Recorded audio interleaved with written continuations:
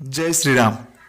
थरे गोटे आश्रमर गुरुजी तीन जन शिष्यों सहित आश्रमर पाख गाँव भिक्षा करने को बाहरिले। गाँव में पहुंची भिक्षा कर किछि समय बीतीजा पर प्रबल खरा जोगु गुरुजी शिष्य मान सहित गोटे गछ छाई विश्राम नेले।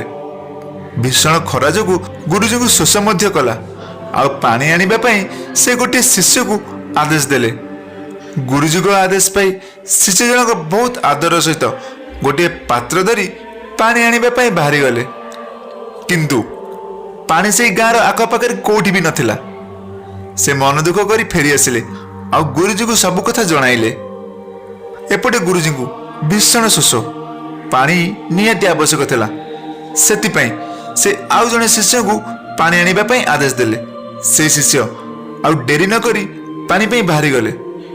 गाँ ठारू किछि दूर को जीवा परे गोटे जंगल भितरे झरणाटीए बोई जाउथिबार देखिले। तापरे से शिष्य खुशी होई झरणा को पानी आनिबाको जाई देखंती तो सब पानी कादुओ परी गोली हो जाइछि। कारण किछि समय पूर्व सेठारे किछि गाई गोठ पानी पी फेरी। से गोली पानी देखि शिष्य जनक विचलित हो गले। आउ कौन करिवे किछि चिंता न करि पारि गुरुजी पाखक फेरी गले। आउ सब कथा गुरुजी को कहले। ए सब परे गुरुजी आउ जने शिष्य को पुनश्च से झरणा पानी आनिबा को कहले। गुरुजी कथा मानि से शिष्य आउ डेरी न करी तुरंत से झरणा पाखक गले।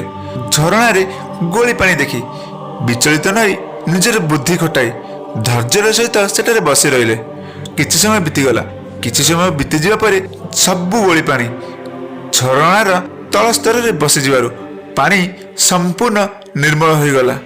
तापर से शिष्य सेठारे पानी आनी गुरुजी पाखक फेरिले।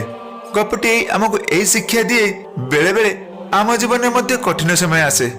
से कठिन समय रे आमे विचलित न होई ईश्वर को दोष मध्य न दे बुद्धि विश्वास और धैर्यर सहित से कठिन परिस्थिति सामना करिले ही आमे ताको विजय प्राप्त करि परिबा।